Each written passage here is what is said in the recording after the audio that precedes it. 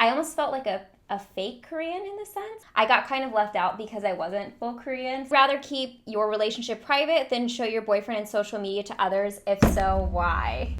Today, we are coming clean. Or at least I'm coming clean. It's been literally years since I've done a video like this, and I went on my Instagram and asked you guys what questions you have for me. Any type of questions, whether they were personal or beauty related or business related, whatever they were, I'm going to sit down today and answer them while I'm doing like a little bit of a beauty routine because we're over here on the Beauty Breakdown. So I wanted to get like comfy and for the new year, let you guys in a little bit. So without much further ado, let's go ahead and get started. I'm a little nervous. I'm a little nervous to see what you guys have to ask me. I'm not gonna lie. Now I figure if we're gonna be getting clean, I might as well start off by washing my face. And the product that I'm gonna be using is actually from the sponsor of this video. So thank you to Clarins for sponsoring this video and working with me on this. Clarins, if you aren't familiar, actually just launched a whole new collection of cleansers. These are their expert cleansers and it ranges from cleansers to toners, pretty much everything you need if you're trying to, give yourself a good clean, if you know what I mean. Oh my gosh, why do my cat ears look so sad? This collection features green and eco-friendly formulas, which is enriched with our anti-pollution complex, which let's face it, we pretty much face pollution on a day-to-day basis, so making sure you remove that at the end of the day is super important, or I guess at the beginning of the day too. I'll be using the Velvet Cleansing Milk, and the reason that I picked this one is because I have dry skin, so I want to make sure that I'm not overly stripping my skin as I'm cleansing it. All of their cleansers are dermatologist, that was very pleasant. All of their cleansers are dermatologist and ophthalmologist approved, which is super important for someone like me who's very sensitive skin as well as eyes. So they're green, they're gentle, and they basically have a formula for everyone's skin type. The thing that's unique about these cleansers is that they have alpine herbs in them, which is inspired by the clean and pure environment of the mountains. I'm just gonna go ahead and give my skin a little bit of a massage with this cleansing milk. Like I said, it's super gentle, and it also does a really nice job of adding hydration back into my skin, as well as removing any of the pollutants or any gunk that might be sitting on my skin. I like to use this one specifically in the morning because it's perfect for that. So now that I've kind of massaged that onto my skin, I'm gonna go ahead and remove it. Ooh, my water's cold. Oh my gosh, my face was dirty. Doesn't my skin actually look brighter now?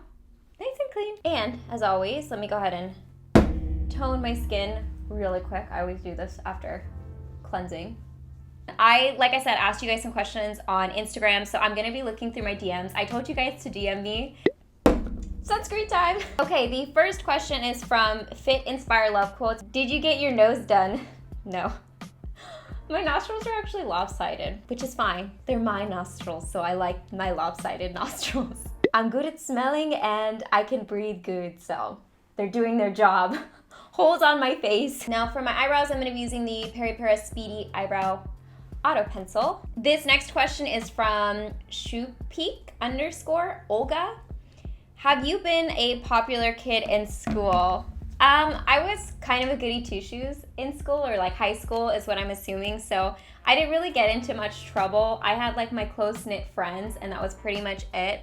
I was pretty active on campus though. I played basketball and I was in student government and did like the honors classes, but other than that, I wouldn't consider I was popular. I just had like lots of friends from different groups because I participated in a lot of different things. This question is from Woo Sang-si. Have you ever had an identity crisis and how to get a hang of it? That's a very good question. I feel like a lot of people have had identity crises. By the way, I'm applying my foundation. I'm using the Moonshot Face Perfection Serum Foundation in a beauty blender, and I'm just gonna blend this onto my skin. I'm going for a more natural look today since I'm talking while doing this. I guess my identity crisis has a lot to do with my ethnicity because growing up, I never knew, like I was the only half Asian, half white girl that I knew or person. And I'm just speaking for myself here, but being, I guess, what I'm gonna call mixed race, I didn't necessarily identify with either or. So for example, with me being Korean, I didn't grow up speaking Korean in my household.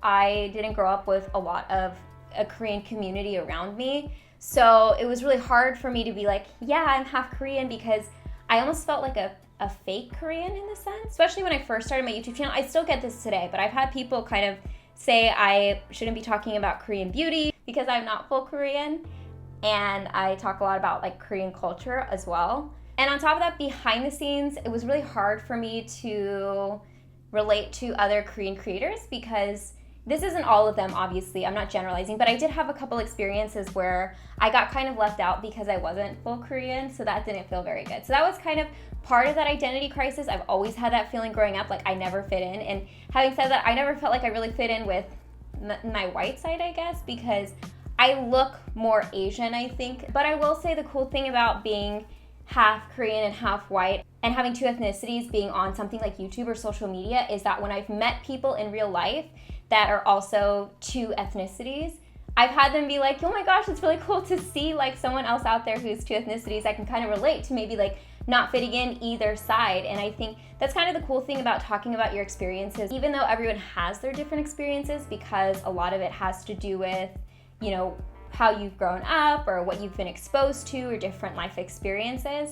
It's just representative of the fact we're not monolithic. Like even me relating to other Koreans, like we have completely different experiences. Even me relating to white people, we have completely different experiences. And even me relating to people who have two different ethnicities will have different experiences. So it's just kind of cool because it's like you realize how unique an individual you are, even though you experience that identity crisis. I think everyone goes through an identity crisis, whether or not it has to do with your ethnicity, or it has to do with your age, or it has to do with the way you look, or it has to do with a bunch of different variables. I think everyone kind of goes through it. So that's kind of my experience going through it. I think it used to bother me a lot more growing up, but now that I'm kind of like more confident in who I am as a person, like I'm Morgan Allison Stewart. There's never going to be anyone else like me. I'm more confident in going forth in the world presenting that. Like I'm happy with the person that I am, so I can look at myself at the end of the day in the mirror and be happy with who I see because I don't treat other people bad. I know I'm a good person and I know I have good intentions. So in a sense, I guess my whole spiel on that is it's kind of okay if you don't fit in where you think you should fit in, because I don't think anyone has like a specific group they fit in anyways. That's my take. So this next question is from Fiddle D Sticks, and this is a long one, so bear with me, but she says, I'm finding it hard to word my question, so I'll give a little bit of a background. I'm Chinese. I grew up in a prominently Russian area. I'm proud of my heritage. However, I have a daughter now. She is mixed American Caucasian father, and we live in Utah, which is predominantly white. Also, she's 5.5 years old, already saying she wishes she had blonde hair. I've tried to tell her everyone looks different, and that's what makes all of us so special. I've also tried to teach her the most of our both Chinese and husband's tradition and culture as well. I guess my question is, did you have to deal with something similar being mixed ancestry? And how did you handle things / life growing up? We don't know of any other mixed Asian American children right now, and I don't want her to be ashamed of either side of her heritage / ancestry. Thank you for sending me that question and sharing me a little bit of your personal life.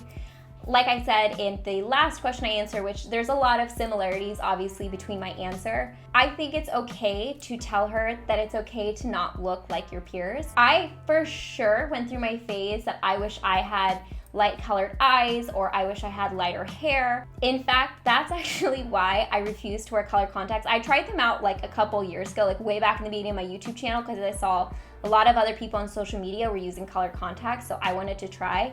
And then I would just look at myself in the mirror and be like, but that's not me. Like, I like my dark colored eyes. There's nothing wrong with my dark colored eyes. I think there's so much you want to do as a parent because you want to brace them for the world and you want to protect them from everything.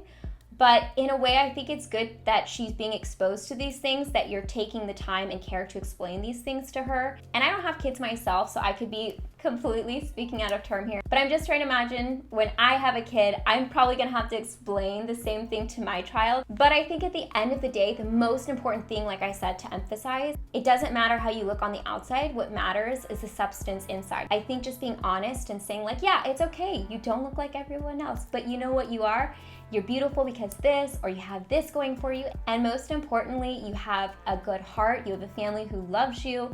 You're a good person. You have all of these things going for you. You're gonna go into the world as that individual and be able to provide something completely unique. By the way, this is my first time broaching this topic on my channel, so I hope I'm explaining myself well and communicating my thoughts properly. By the way, I'm using the Clio Sharp So Simple Waterproof Pencil Liner in brown. I'm just gonna smudge this along my lash line. This next question from Jean Toots, do you have a boyfriend?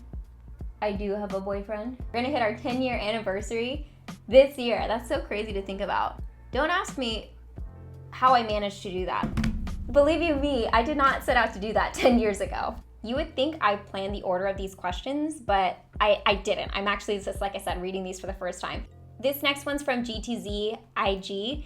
Do you rather keep your relationship private than show your boyfriend in social media to others? If so, why? Ugh, this is like the burning question, I feel like.